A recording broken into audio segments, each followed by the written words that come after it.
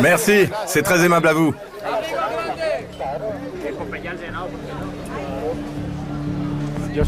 Je m'appelle Jairo Velázquez Vázquez alias Popeye.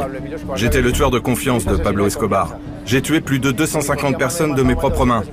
Notre organisation en a tué 50 000. Il y a peu de temps, je suis sorti de prison. Je suis tueur professionnel. Je tuais pour de l'argent. J'ai tué aussi par amour et respect pour Pablo Escobar. Le gars pris en otage était éventré. Son estomac, ses entrailles, tout sortait. Chacun de nous pouvait tuer 5, 6, même 12 personnes par jour. Je sentais les fragments de son crâne sur mon visage. Ils lui ont brûlé la cervelle. Tuer et poser des bombes est facile pour moi. Je suis un expert en terrorisme, kidnapping et crimes de toutes sortes. Je me suis aperçu que mon père était parmi les corps dans ces sacs. Si Pablo Escobar m'avait ordonné de tuer mon propre père pour avoir nui à notre organisation, je l'aurais fait.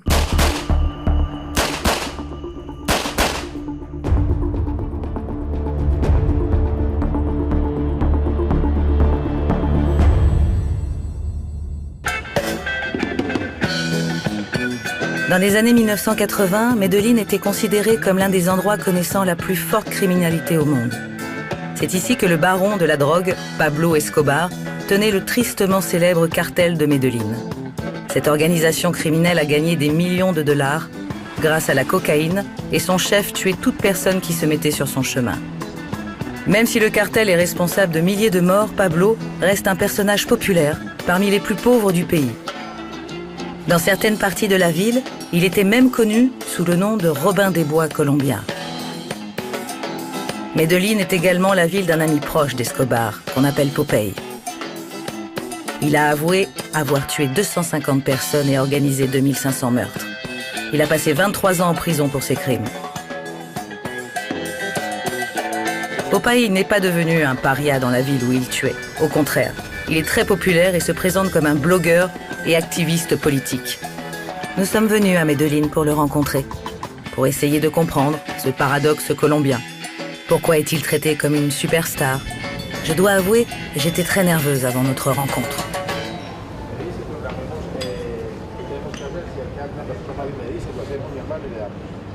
Bonjour. Salut, Je m'appelle Lydia. je m'appelle Jairo Velázquez, mais vous pouvez m'appeler Popeye. Enchantée. S'il vous plaît, asseyez-vous, señorita. N'avez-vous aucun garde du corps? Non, aucun. La police ne me l'aurait pas permis. Ma sécurité ne dépend que de moi. Regardez, j'ai apporté 2 de mes livres. Ça, c'est le premier livre. Il a été écrit en prison. C'est sur mes aventures avec Pablo Escobar. Je vais vous montrer une photo où on est ensemble. Elle a été prise dans la prison La Cathédrale. C'est mon premier livre. Et voici mon deuxième livre. C'est sur mes aventures en prison. Une série télévisée a été faite à partir de ce livre, Gigi. S'ils l'avaient appelé Popeye, ils auraient empiété sur les droits d'auteur. Regardez. Voici l'affiche que la police utilisait à l'époque. Voici la récompense. Oui, c'est moi. Voici El Mugre, Otto et Pinina. Et voici la récompense qu'ils offraient pour le boss. Rechercher, c'est mauvais si tu es un criminel, mais cela faisait rire le patron. C'était une guerre brutale. Jamais une autre organisation criminelle dans le monde n'aurait défié aussi ouvertement l'État. Nous avons tué 540 policiers et blessé 800 autres. En arrivant à votre hôtel, vous êtes passé par la zone de guerre où on se battait avec la police. Medellín est une très belle ville avec un climat agréable, mais elle est bâtie sur un cimetière.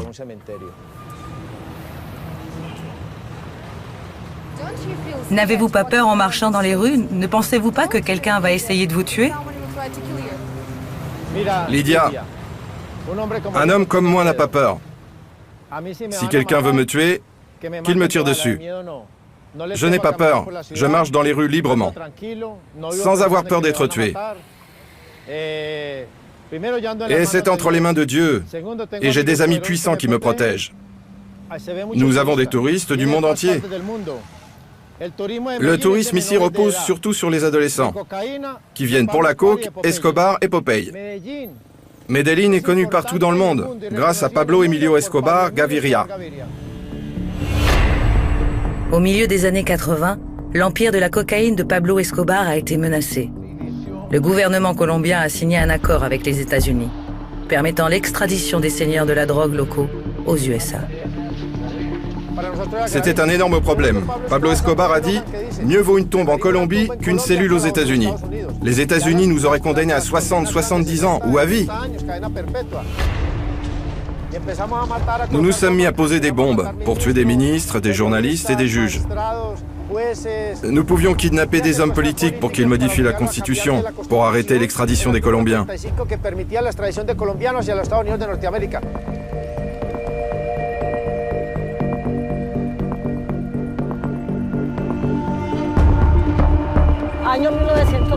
En 1990, j'étais officier de la police. C'est alors que le docteur Federico Estrada Vélez a été kidnappé. C'était un homme politique local important. Il défendait l'extradition des membres de cartels aux États-Unis. Le siège général de la police nous a ordonné de patrouiller dans les rues. Nous avions des preuves que le kidnappé était gardé dans le quartier d'Estrella. Le patron nous a ordonné de tuer les officiers de police sans faire de différence. Contre de grands groupes de policiers, des véhicules piégés étaient utilisés.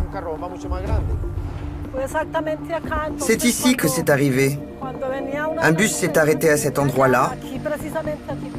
J'ai dit à mon stagiaire « Attends avant de monter dans le bus, nous ne savons pas qui est dedans ».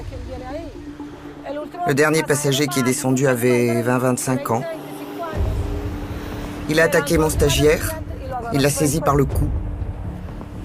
Ensuite, il nous a menacés avec un pistolet et a sorti une grosse grenade. Il a tiré la goupille et s'est mis à la brandir devant tout le monde. C'était l'un des tueurs à gages de Pablo Escobar. Quand il a levé sa main, j'ai vu qu'il y avait des explosifs autour de sa ceinture. Un sniper a tué l'attaquant. Il a été abattu d'une balle dans la tête et il est tombé. La grenade était à côté de lui. Je me suis rendu compte qu'elle exploserait dans 10 secondes, ou que je la lance, il y aurait eu des morts. Je l'ai prise dans ma main droite, dans l'espoir de la jeter par-delà toutes ces personnes, mais malheureusement, c'était trop tard. Elle a explosé dans ma main.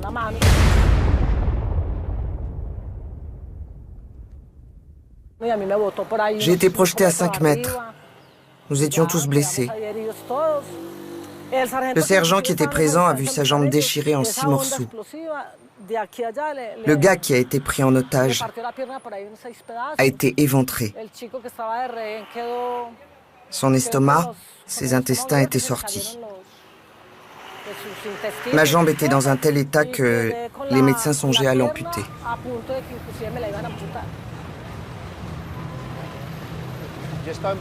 J'ai organisé plusieurs explosions. Je devais m'éloigner jusqu'à 50 mètres en fonction de la quantité de dynamite. Je gardais la bouche ouverte pour empêcher mes tympans d'être endommagés par l'explosion. D'abord, vous voyez le feu, puis vous entendez le coup. C'est fou. C'est très impressionnant. Une explosion, c'est majestueux. Ça va les gars? Bien? Que Dieu te bénisse. Tu es très gentil, merci. Salut, comment allez-vous? Ça va bien?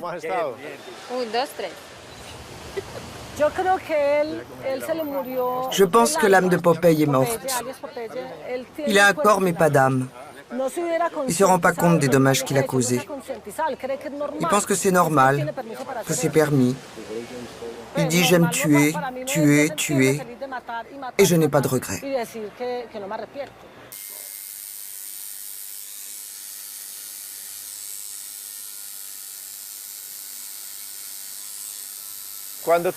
Quand tu deviens tueur, ton âme meurt. Nous ne pleurons pas. Je sens que mon âme est morte. Je suis un homme croyant, mais mon âme est morte. C'est la volonté de Dieu. En ce moment, il me donne une seconde chance. Dieu pardonne toujours. Voici la cicatrice laissée par une balle. Je l'ai reçue lors d'un combat contre la police et l'armée. Il visait toujours ma main utile. Donc, étant blessé ici, j'ai dû continuer à tirer avec ma main gauche. J'étais bon à ça. C'était pas compliqué.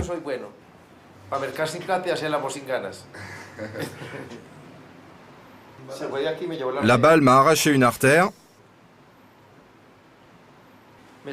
Les médecins ont dû prendre une veine d'ici pour remplacer l'artère. Nous étions des guerriers luttant pour notre propre vie.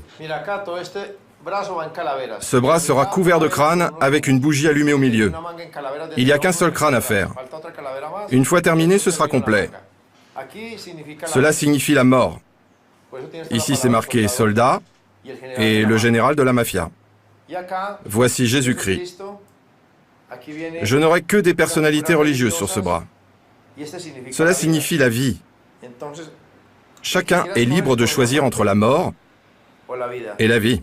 Un bras appartient à Dieu, l'autre au diable.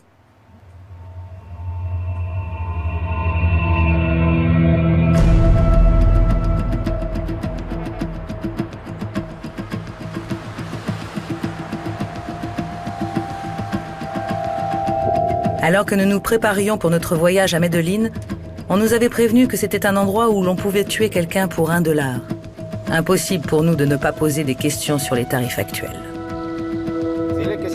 Pour tuer le conducteur de cette voiture, la BMW là, depuis une moto, je demanderais $50 000.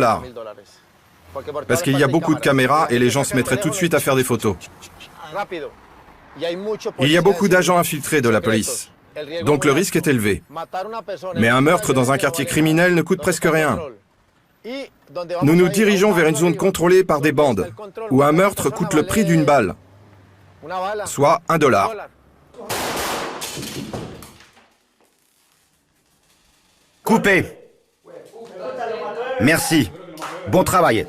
Très réaliste. Je me réinvente. Alors je travaille beaucoup. Je travaille tout le temps. Chaque jour, je me lève à 5 heures du matin. Gigi, ma série sur Netflix, paraît ce mercredi. Moteur. Action. Où est Vladimir? Je suis là, imbécile.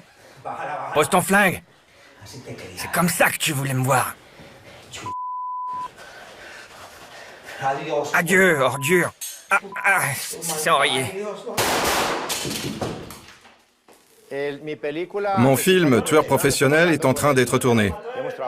Beaucoup a déjà été fait. Il sera prêt dans 2 mois. J'envisage de jouer dans la saison 3 de Narcos. J'aimerais également jouer dans un film hollywoodien tourné au Mexique, parce que j'aime le Mexique. Prêt. Action.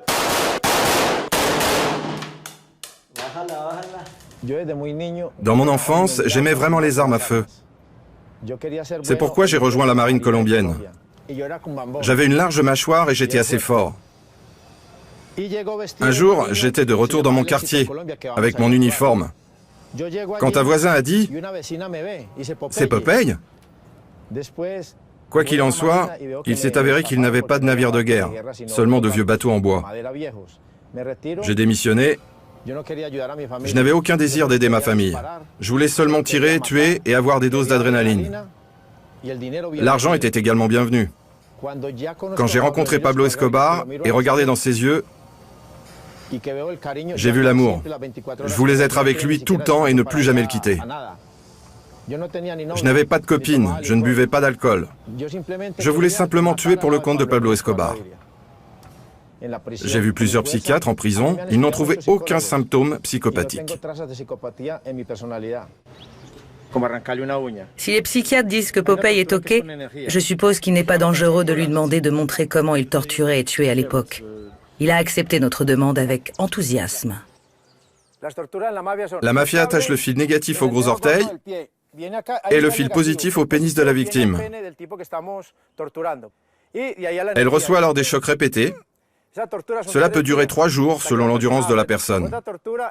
Une autre torture consiste à poser un chiffon dans la bouche. Vous le maintenez ici. Ensuite, vous placez un tissu imbibé d'essence, d'eau et de savon sur le visage. La victime est obligée d'inhaler. Ses yeux commenceraient à sortir. C'est une torture brutale. Un tueur professionnel, un véritable tueur professionnel, garde constamment son pistolet entièrement assemblé avec le cran de sûreté. Les tueurs professionnels utilisent des revolvers. Ils tirent 2 fois, par ici et par là, entre les sourcils et la ligne des cheveux. Un amateur tire plus bas. Cela montre la peur. Il pourrait tirer ici, ou ici, dans l'estomac. Vous pourriez survivre, mais ici, il n'y a aucune chance. Cela a l'air affreux, en fait. Merci. De rien, señorita.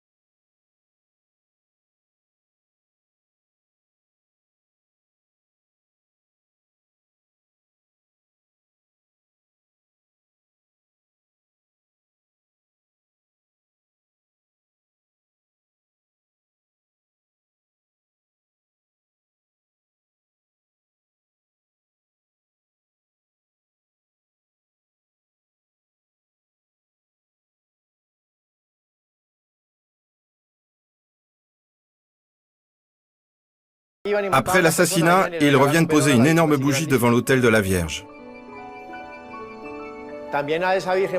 Les marchands de drogue vénèrent la même Vierge. Ils priaient Sainte Marie, je vais passer 500 kilos en contrebande, je vais en bateau vers le Panama, par le golfe d'Urabá, et si la cocaïne arrive aux États-Unis, je construirai une chapelle près de chez moi. Je dis toujours, si vous voulez extrader tout le monde, commencez par la Sainte Vierge. Elle est l'allié principal des trafiquants de drogue et des tueurs. Extradez-la. Mettez-la en prison.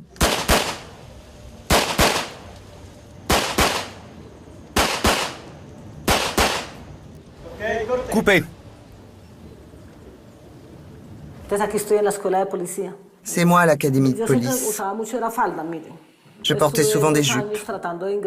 Pendant 2 ans, j'ai essayé d'entrer à l'université, mais j'ai échoué parce que mon père n'avait pas assez d'argent. Donc je suis devenue policière. J'étais parfaitement apte. Tous mes membres étaient en place et maintenant il me manque un bras. Je ne pourrais pas réaliser mon rêve et devenir un sergent de police supérieur. Ça a ruiné ma carrière. J'ai dû apprendre à tout faire avec ma main gauche, mais j'y arrive pas. Je dois encore faire face à des remarques désobligeantes. Parfois dans la rue, on me demande pourquoi j'ai une prothèse. Heureusement, je suis devenue psychologue et j'ai obtenu une maîtrise en droits de l'homme. Le gouvernement m'a trompé. Seules les victimes de crimes contre l'humanité reçoivent des prestations d'invalidité. Mon cas pourrait être considéré comme tel, car la grenade qui m'a mutilé était comparable à une mine terrestre. Cependant, on me dit toujours que ce n'était qu'un crime ordinaire. Voudriez-vous le rencontrer? Pour apprendre la vérité sur ce qui s'est passé avec moi pendant cette opération de libération d'otages, bien sûr. J'ai répété à plusieurs reprises que je n'avais pas peur de lui. Je n'ai peur d'aucun membre du cartel. Cela pourrait être intéressant de lui parler, de lui apporter des excuses de la part du cartel pour la perte de son bras qui a changé sa vie.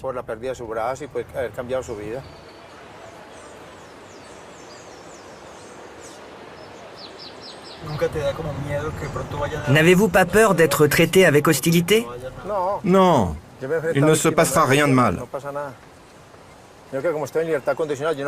Nous n'entrerons pas dans un combat de rue. Si elle est agressive, nous partirons, tout simplement.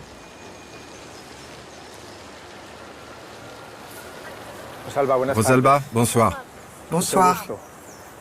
Je m'appelle John Jairo Velázquez Vázquez. Appelez-moi Popeye. Enchanté. Comment allez-vous? Puis-je m'asseoir? Bien sûr. Merci. Comment allez-vous, Rosalba? Bien. Vous êtes toujours une policière de votre âme? Policière d'un jour, policière toujours. Oui, bien sûr. Ils m'ont aidé à vous contacter. On m'a demandé à propos d'Estrella si la police avait été attaquée là-bas. J'ai dit que oui, mais aussi que tous les policiers n'étaient pas corrompus et que parfois, ils nous affrontaient. Nous tuions des corrompus comme des honnêtes, sans faire de différence. C'était une guerre et le cartel de Medellín en était responsable. J'ai été emprisonné, j'ai passé 23 ans en prison. Je suis le seul membre du cartel à avoir purgé toute ma peine, à avoir payé pour votre bras. Je représente la mémoire collective du cartel et je voudrais m'excuser. M'excuser devant vous pour la perte de votre bras et tout le dommage causé à vous et à votre famille. D'accord, merci.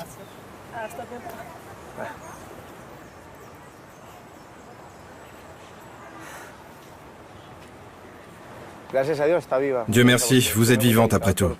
C'était un dur combat. Je suis bouleversée parce que ma mère a tellement souffert pour moi. Elle a beaucoup souffert. C'était si difficile pour elle. C'est pourquoi je n'ai jamais voulu qu'elle soit interviewée. Elle voulait venir aussi, mais je lui ai dit de ne pas le faire. C'est inutile de rouvrir les vieilles blessures. Le journaliste a demandé ce que je pensais de vous. Vous savez ce que j'ai dit? Cet homme a payé ses dettes. Merci. J'ai été une victime du conflit. J'aimerais vous poser une question. Bien sûr. Ce qui m'intéresse, ce sont les détails du kidnapping de Federico Estrada Vélez. Est-ce que ça a été fait par des militants ou des rebelles, ou quelqu'un l'a-t-il ordonné? Écoutez, Federico Estrada Vélez a parlé d'extradition. Pablo Escobar a ordonné son kidnapping. Oui, il a été impliqué dans l'opération, mais j'ai demandé à être reconnu victime d'un acte de terrorisme. J'ai déposé une demande et on m'a dit que je devais d'abord prouver que c'était un crime lié à la drogue et que les hommes d'armes du cartel avaient été impliqués. Le kidnapping a été organisé par le cartel. Mais comment demander d'être reconnu en tant que victime? C'est très simple. Les militants fidèles et Carlos Castano étaient dans le cartel. Je serais heureux de témoigner devant le tribunal si vous me le demandez. C'était un conflit entre l'armée et Pablo Escobar avec les rebelles. Donc vous êtes une victime. Merci. C'est la vérité que je voulais entendre. Je témoignerai quand vous voudrez. Prenez mon numéro. Je vais témoigner de bonne foi. Merci. C'est très gentil de votre part. J'ai pris part à ce kidnapping. Oui, je sais. Je vous remercie de me respecter. Je demande humblement pardon à votre chère mère. Je suis prêt à m'excuser en personne. Merci beaucoup. Vous êtes très gentil. Salut, comment ça va? Je pourrais avoir une dédicace? Bien sûr. Allons nous asseoir là-bas.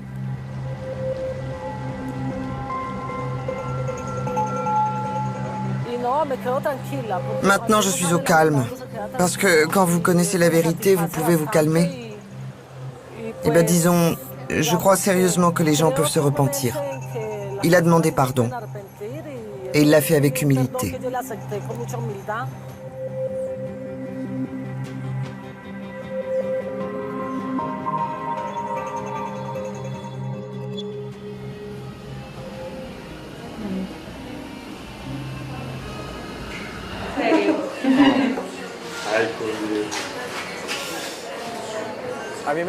J'aime la douleur.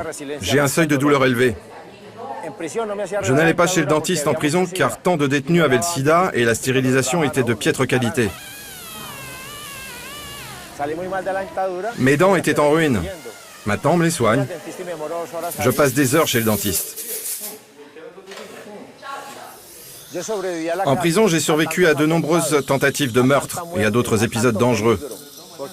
Après tout, il y avait 6000 tueurs là-bas. Ils étaient tous intrépides avec des pistolets, des revolvers, des mitrailleuses, des grenades, même des RPG. J'ai survécu grâce à la discipline, à l'expérience et parce que je savais avec qui il fallait être ami. Un ancien ennemi qui est maintenant l'ennemi de ton ennemi peut devenir ton ami. Merci, à bientôt. Au revoir. Ils ont essayé de me tuer 7 fois avec du poison, par balle, avec des couteaux empoisonnés. En prison, ils ont des trucs spéciaux. Ils cachent des tuyaux dans leur rectum, des tuyaux en plastique avec des poignards dedans. Avant de poignarder quelqu'un, ils essuient le couteau dans les excréments. Et puis ils poignardent les victimes qui meurent d'une infection terrible.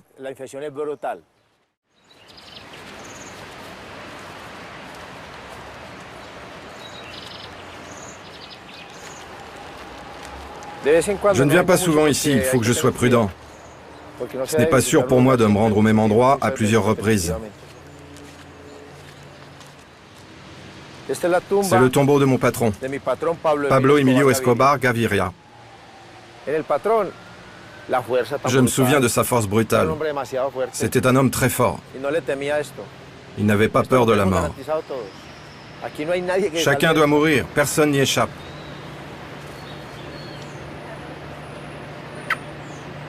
Et il savait que tôt ou tard, il se retrouverait dans la tombe.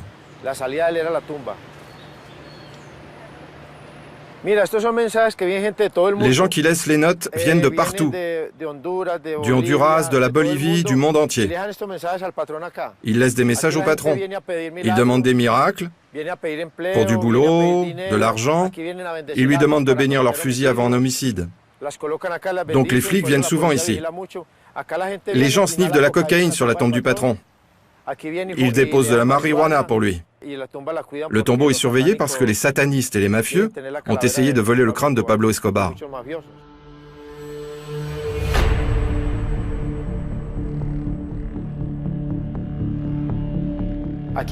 Le meurtre est répandu en Colombie. Le pays est en guerre. Mes amis ont été assassinés ici. Et j'ai assassiné des amis d'autres personnes. C'est normal. C'est une culture de la violence.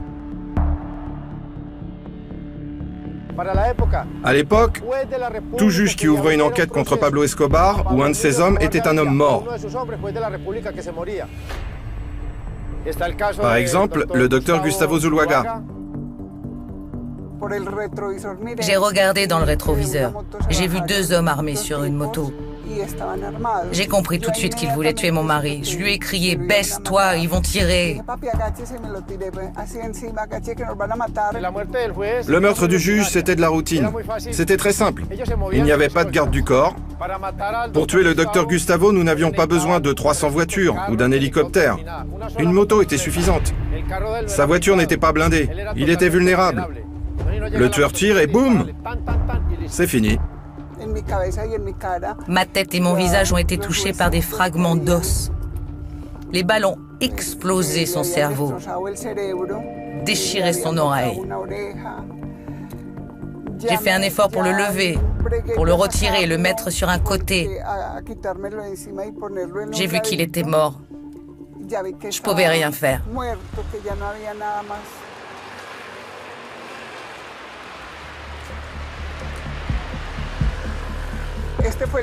C'est à cet endroit-là qu'il a été assassiné. Nous étions en train de rouler sur cette route et notre voiture s'est arrêtée là. Je le regardais, le secouais, je n'arrivais pas à croire qu'il était mort. La douleur était horrible, indescriptible. J'ai même pas senti les balles. Ce n'est qu'après être sortie de la voiture que je me suis aperçue que du sang jaillissait de mon dos. J'ai vu que mes bottes se remplissaient de sang. Je me suis pas rendu compte que ce n'était pas son sang, mais le mien. J'ai été emmenée à l'hôpital. Les médecins ont fait tout ce qu'ils pouvaient. Ils étaient très inquiets. Ils ont essayé de sauver la vie du bébé. J'étais enceinte à cette époque.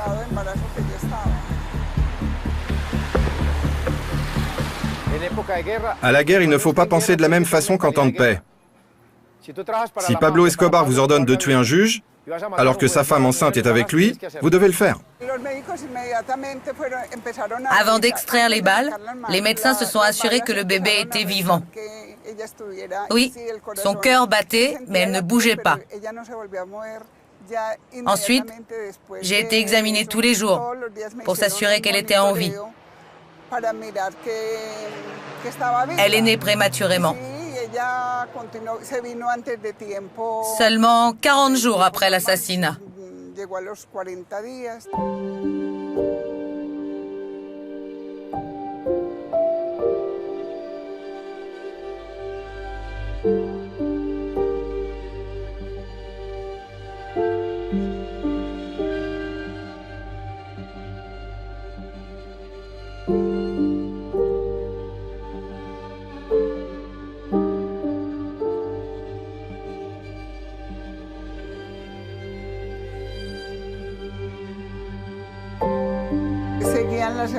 Mon mari recevait des appels téléphoniques ainsi que des lettres et des fleurs. Ils lui ont dit qu'il lui réglerait son compte vers décembre. Ils l'intimidaient de toutes les manières possibles, mais il n'a pas fait attention. Ils ont pris des photos de la maison, des enfants, de lui. Ils savaient déjà que nous avions 2 enfants et connaissaient leur apparence. Je lui parlais, les menaces qu'on recevait me terrifiaient, mais je le soutenais et l'ai amené au travail moi-même jusqu'au dernier moment. C'était irresponsable de ne pas faire une priorité des enfants et de leur sécurité. La mienne est comprise. Je respecte la position de mon père, mais j'aurais préféré en avoir un Angelita qui soit là. C'est mon avis. C'est irresponsable de mettre en danger tes enfants. Non, tu connaissais ton père. Quand on a commencé à recevoir des menaces, il était prudent et ne sortait pas, Il ne sortait si ce n'était pas nécessaire. Nous ne savions pas si cela avait un sens de sacrifier sa vie pour le bien de la patrie. Cela en valait-il la peine? Il croyait que la patrie, l'honneur et la justice La justice. étaient plus importants que la famille. Exact. Ton père était un homme extraordinaire. Je ne l'ai pas connu. C'est vrai. Peut-être. Mais ça en valait la peine. Il est mort. Je ne dis pas que cela en valait la peine. J'ai perdu mon mari, mon ami, mon professeur. Il était tout pour moi. Ça n'en valait pas la peine, mais il croyait que si.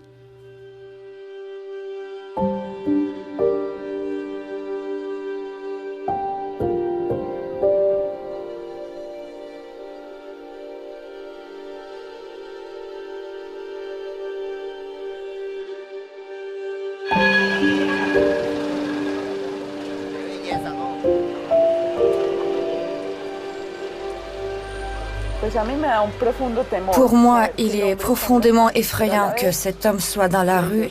Ça me fait peur. Mais en même temps, il a payé pour ce qu'il a fait avec sa peine de prison. J'ai peur.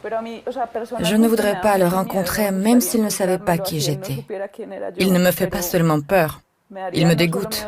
Il me répugne.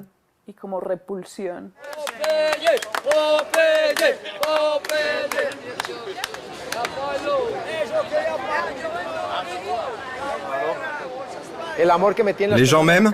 Pourquoi? Non pas parce que j'étais un tueur, mais parce que j'ai réussi à changer. Même quand je faisais partie du cartel d'Escobar, je ne faisais pas de mal aux gens ordinaires. Mais une guerre est une guerre. Les gens m'aiment bien, ils veulent des photos. S'il y a quelqu'un dans la foule qui veut me tuer, c'est son problème. J'en ai rien à faire.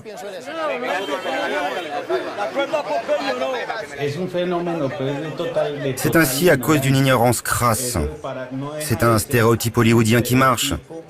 Comme si c'était une star du film Fast and Furious. C'est ainsi qu'il voit Popeye. Mais c'est un assassin de la vie réelle. Il tue comme dans les films. Il torture comme dans les films. Et il vit comme s'il était à Hollywood. Et c'est à cela que notre société, que ces jeunes veulent ressembler un jour. Bonjour, je lis un livre que vous m'avez donné. Vous vous souvenez de moi? Bien sûr, merci. Ça vous plaît? Oui, c'est excellent. Une photo avec la señorita? Je vous le dis, ignorer est la meilleure chose à faire.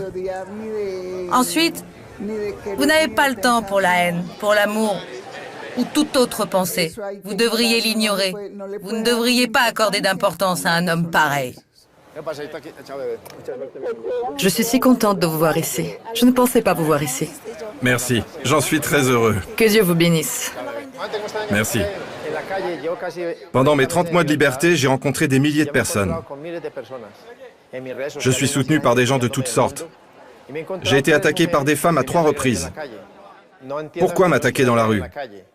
S'ils veulent me blesser, ils devraient me poignarder ou me tirer dessus. Ils sont trop intelligents. Ils ne le font que près des caméras. Ils essaient de me provoquer parce qu'ils savent que je suis en liberté conditionnelle. Nous vivons dans une société pleine de haine. Il y a beaucoup de gens bien, mais aussi pas mal de méchants. Moins de méchants que de gens bien. Il y a ceux qui veulent que je retourne en prison.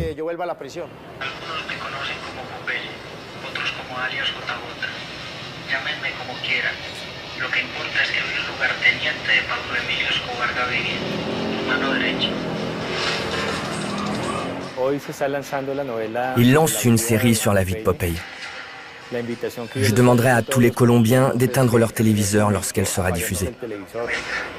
Nous sommes de plus en plus dégénérés. Au lieu d'étudier l'histoire de ceux qui ont construit ce pays, nous nous concentrons sur les personnes qui ont contribué à le détruire.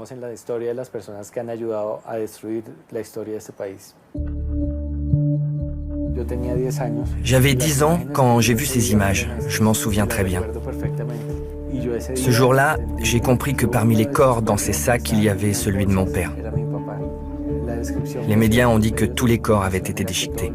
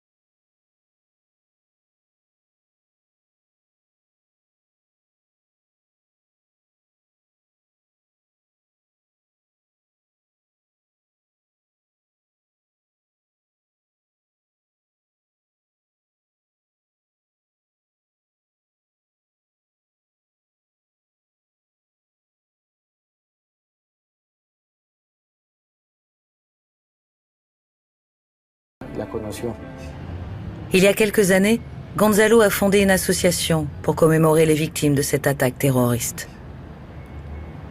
Il a même quitté son métier afin d'enquêter sur ce cas encore entouré de mystères. Des témoins ont disparu, certains ont été assassinés, certains ont changé de nom, d'autres ont immigré. Ceux qui sont encore en vie ne veulent pas aider à résoudre le crime. Les preuves ont disparu et il est maintenant très difficile d'établir la vérité. Popeye a organisé l'attentat d'Avianca où sont morts nos proches. Premièrement, nous avons organisé un rassemblement de protestation contre sa libération. Nous croyons qu'il n'a pas complètement purgé sa peine et qu'il a été libéré trop tôt.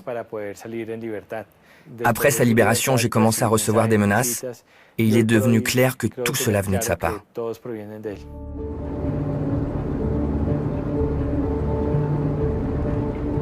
Rencontrer Popeye est important pour moi. Cela me permettra de parler de tout ce que j'ai gardé en moi depuis de nombreuses années. Peut-être le jour où je rencontrerai Popeye sera le jour le plus difficile de ma vie.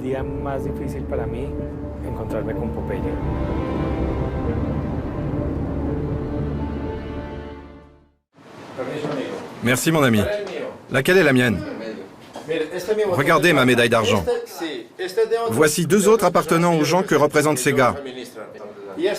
Et celle-là, c'est la mienne. Une star de YouTube. Oui, je suis une star grâce à mon travail. Mais d'abord, grâce à Dieu. Je travaille très dur. Ma chaîne existe parce que les gars ici m'aident. Chaque mois, j'ai plus de 1000 nouveaux abonnés. Ça tourne. Ma famille Facebook, Twitter, Instagram, YouTube, bonjour et respect. Parlons de la grave corruption dans la République de Colombie. La corruption nous tue tous.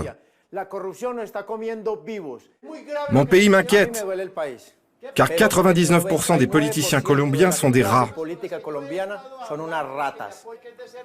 Pour les politiciens, être bandit, c'est un honneur.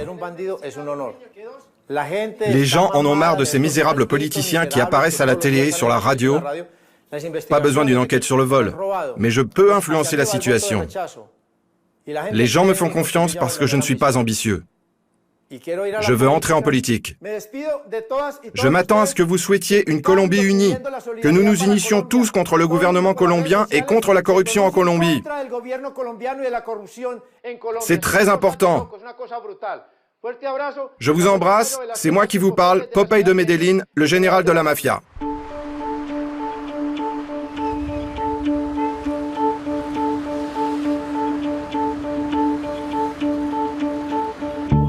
Après avoir mis en ligne un autre manifeste politique, Popeye nous emmène dans les montagnes pour voir une prison inhabituelle. Il y a passé près d'1 an avec Pablo Escobar au début des années 90. Regardez, 4343 vues en 60 minutes.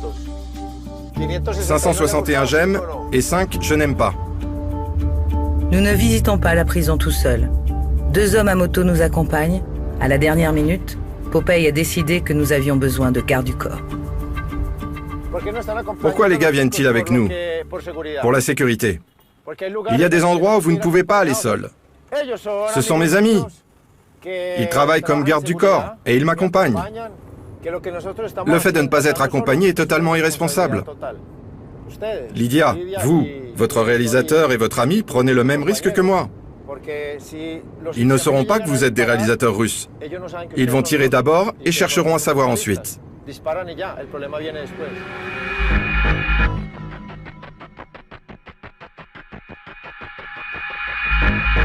En 1991, Pablo Escobar a conclu un accord avec le gouvernement colombien.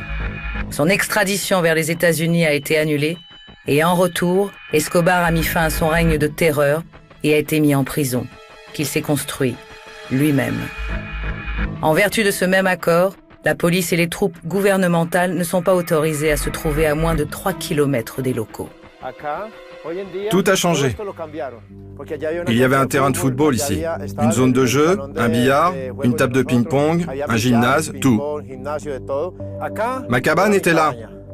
C'était ma cellule. C'était une fausse prison, pas une vraie prison. Nous l'avons prise pendant la guerre. Il y avait des prostituées, de l'alcool. Le patron ne permettait que la marijuana, pas de cocaïne ou d'autres drogues. Nous avons fait de notre mieux ici. Le plus important est que c'était le QG du cartel de Medellín.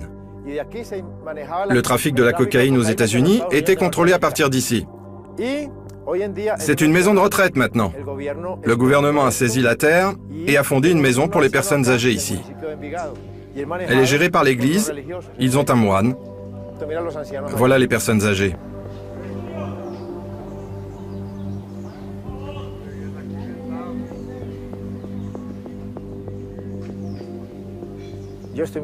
Je suis très heureux d'être ici. Escobar avait plus de 3000 tueurs, mais je suis le seul à avoir la chance de revenir. Je suis heureux, c'est une bonne chose. Je ressens la présence du patron. Nous avons combattu, vécu et fait la guerre ici. Nous avons trompé les Américains et l'armée colombienne. Ici, à l'intérieur de la prison, nous avons tué 2 partenaires d'Escobar. Nous ne les avons pas torturés, c'était des amis. La mafia torture seulement les traîtres et quand nous avons besoin d'informations. C'étaient des hommes riches et puissants, nous ne pouvions donc pas les humilier. Par respect, nous leur avons tiré 2 balles dans la tête.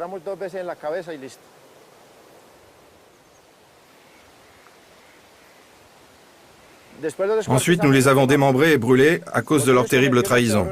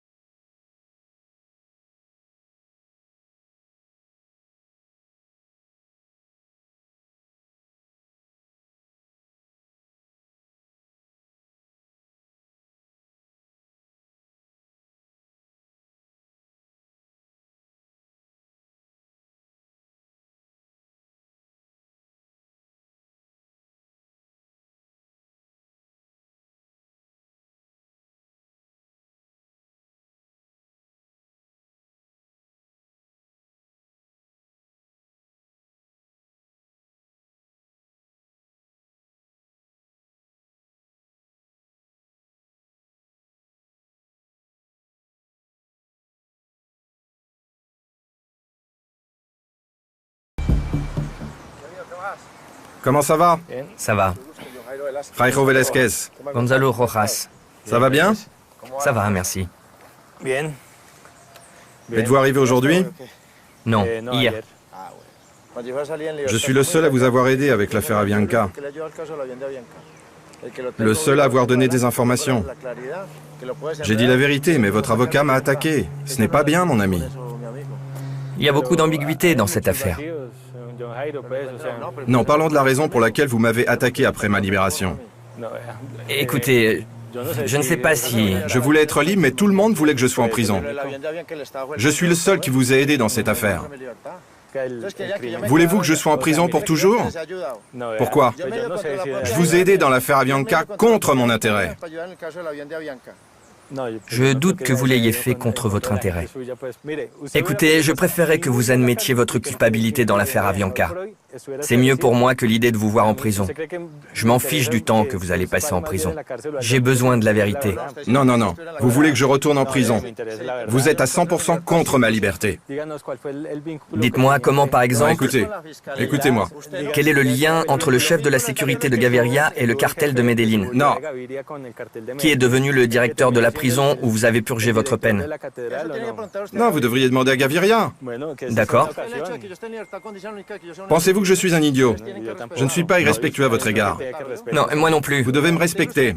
Vous aussi, vous devez me respecter. Ai-je été irrespectueux?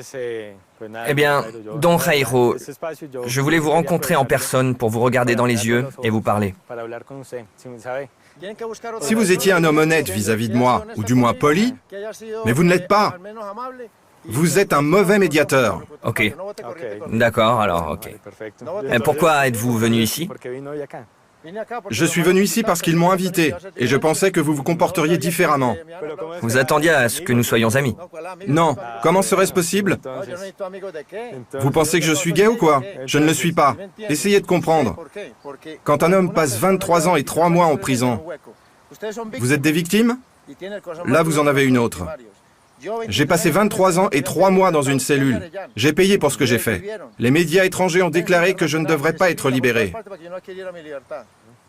Regardez, j'ai complètement changé de vie suite à ma libération. Je ne sais pas. Je ne sais pas. J'ai reçu des menaces. Je ne sais pas si c'était vos amis. Emmenez-moi devant la justice alors. Vous êtes inacceptable en tant que médiateur. Vous êtes un homme méchant avec un cœur mauvais. Vous persécutez quelqu'un qui a passé 23 ans en prison. Pensez-vous donc que vous êtes innocent? Non, non, je suis coupable. Est-ce notre faute si vous avez passé 23 ans en prison? Non, mais vous posez des questions sur la légalité de ma libération. Vous ne pouvez donc pas être un médiateur. Laissez-moi tranquille. Vivez votre vie, je vivrai la mienne. Parfait. Nous n'avons plus rien à nous dire. Rien.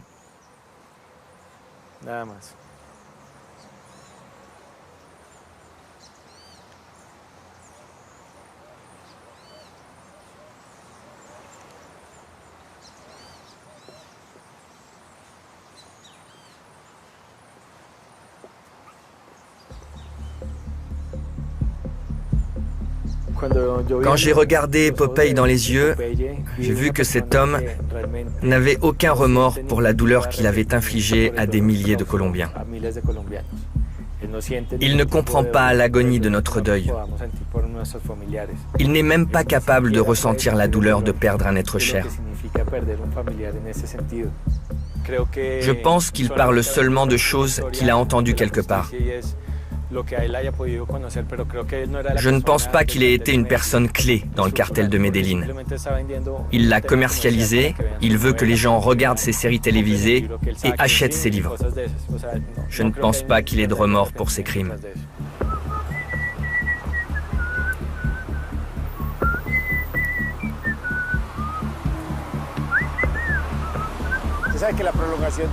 Un homme vit par ses enfants. Dieu merci, mon fils est aux États-Unis, à New York, dans un pays civilisé. Ce n'est pas la même chose que le tuer ici en Colombie. À New York, ce sera différent.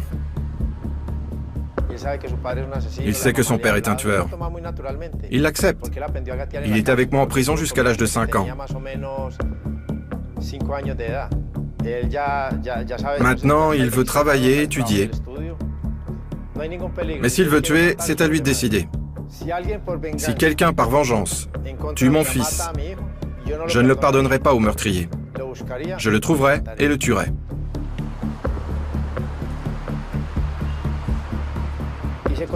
J'ai mal agi, alors j'ai été en prison pendant 23 ans et 3 mois. Mais si c'est nécessaire, si je suis forcé de le refaire, je retournerai dans le maquis avec plaisir. Reprendre les armes, c'est toujours une option.